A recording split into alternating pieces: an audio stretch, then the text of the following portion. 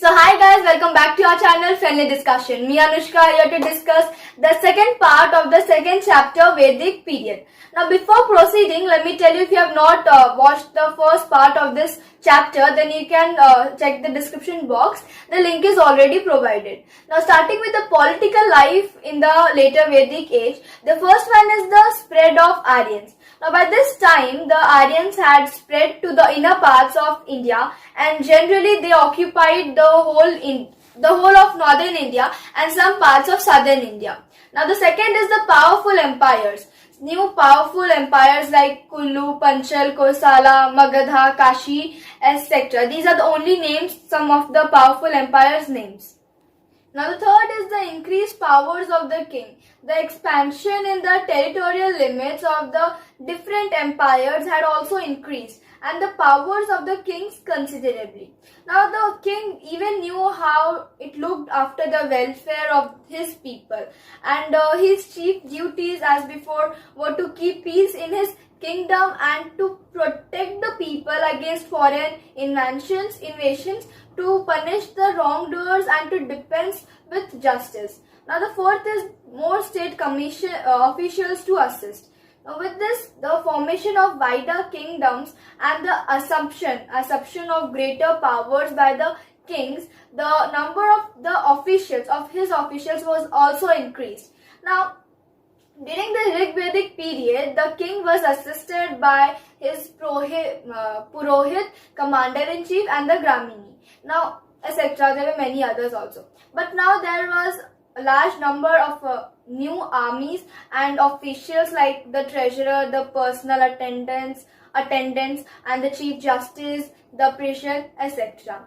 Now the fifth one is the change in mode of the warfare. The art of warfare had also undergone and some minor changes also occurred. Now kings kept sending armies and they composed peoples of other Kshatriyas so as to embark upon new conquests. Now new weapons began to be used in the war also. Starting with the social life of the later Vedic period. The first is the change in the status of women.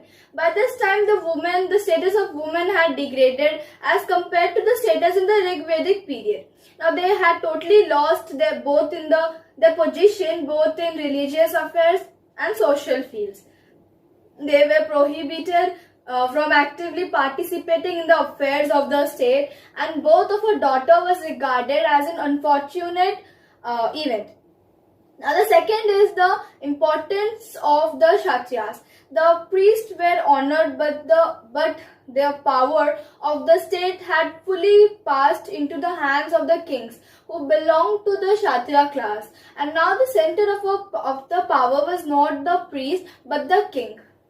Now third is the rigidity of the caste system. The caste system had become rigid and the transformation from one caste to the other had become very difficult. Community lunch and intermarriages had also ceased to exist. Now multiple caste system had also replaced the simple system of the Varna. Now the fourth is the moral degradation of the nobles. Now the nobility had degenerated. Polygamy was a frequent evil among them, and gambling and drinking had taken from the roots. Killing enemies by deceit was a very common practice. Now the fifth is the stagnant life of the common man. There was not much change in the living habits or food or clothing of the common man, but they lived in small towns or tribes. Now the economic life during the Vedic period. The first is the agriculture. Most people lived in the villages and the chief occupation was agriculture. Now cotton, wheat, barley, rice and vegetables were the chief crops, and heavy rains and earth were the worst enemies of the farmers. The means of cultivation had improved and irrigation had begun to done through small channels. Now the new plough was heavier and bigger. Sometimes as many as the 12 oxen were employed to pull the plough, and the cowding was used as mature. Now the second is the domestication of animals. After agriculture, domestication of animals was the chief occupation of the people, and it was the chief occupation of the people in the later Vedic period. Now the third is the trade. Trade was another major occupation, and now the traders had organized themselves into various guilds or associations which looked after the interests.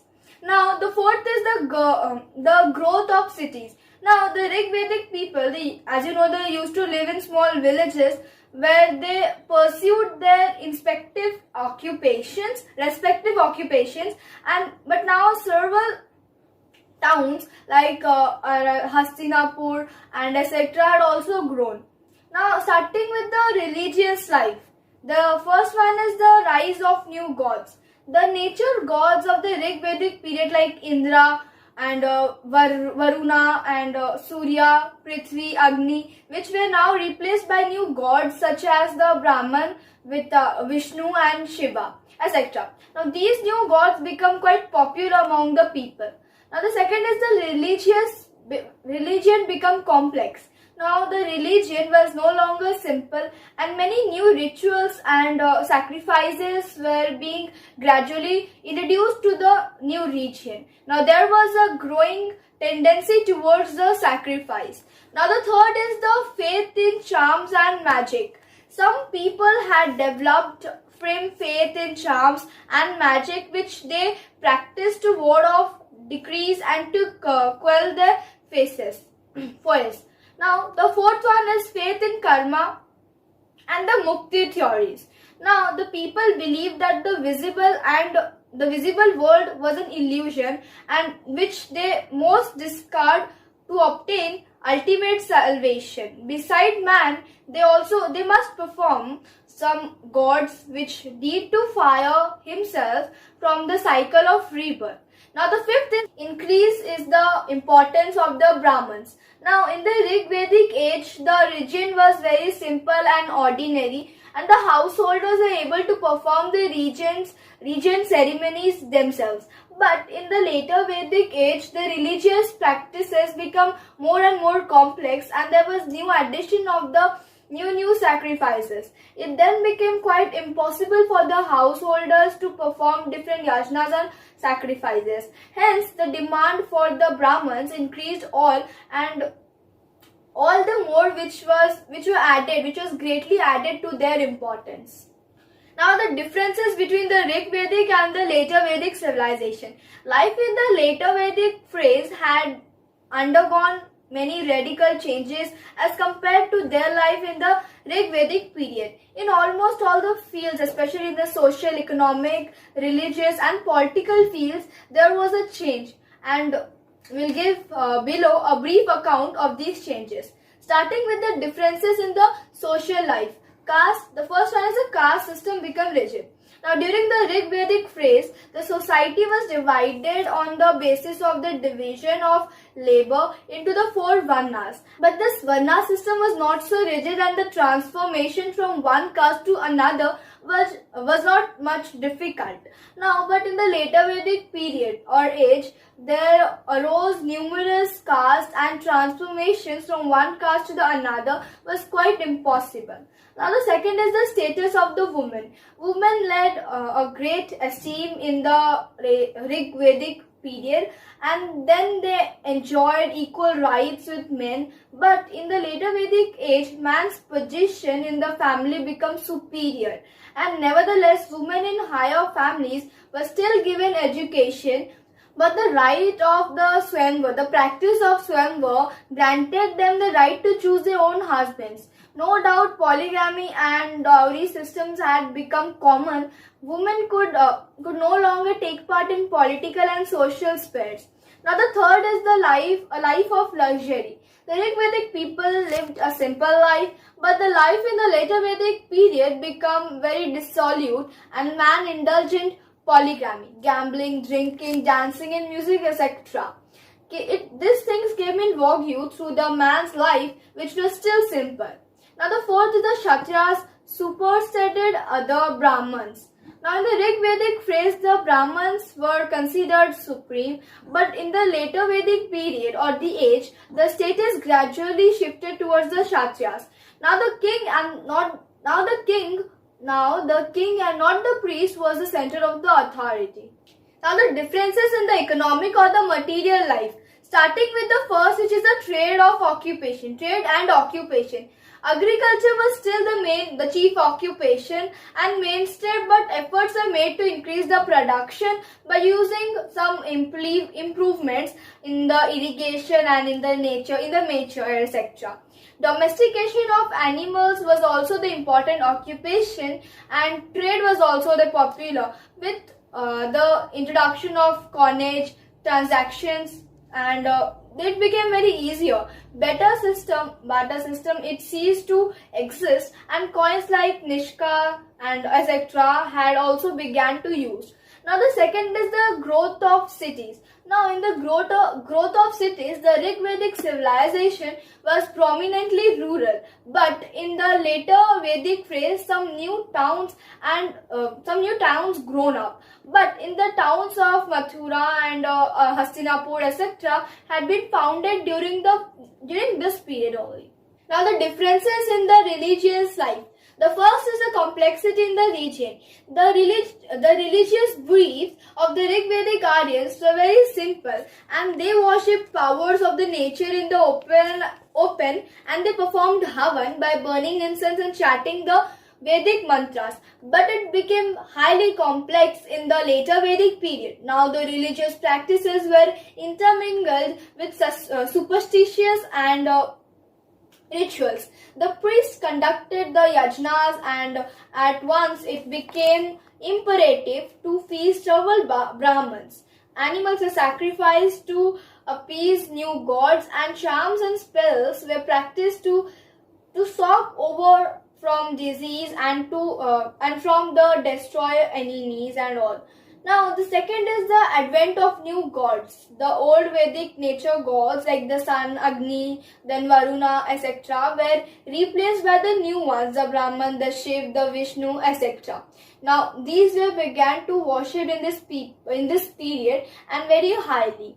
Now the third is the philosophical speculations. Now in the Rig Vedic phrase, there was not much speculation on the philosophical or spiritual subject, but now the scholars speculated mostly on such subjects as God and soul, universe, rebirth, enhanced knowledge, salvation, etc. Now the differences in the political life, starting with the first one, which is the growth of the big kingdoms. Now there were small tribes in the Rig Vedic period, and there were too many kingdoms. However, in the later Vedic period, we do not find such big kingdoms as Kuru, Panchal, Kosala, Magadha, and etc.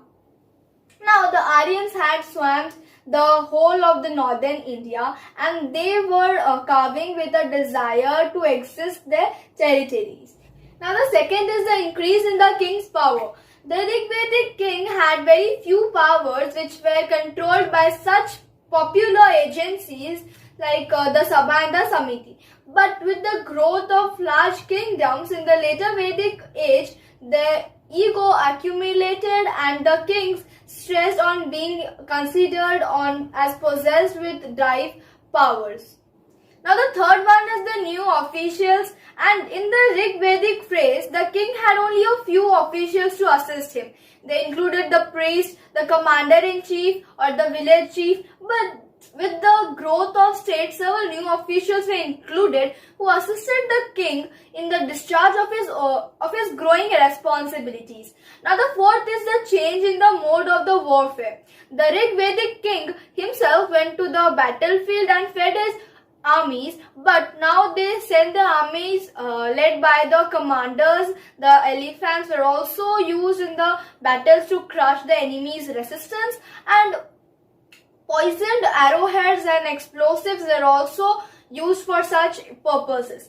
The Rig Vedic code of fair play, which prohibited indiscriminate of killing of children, women and old of armless people, were neglected to suit the nefarious ends of obtaining an easy victory. And all these methods were employed to vanquish the foe.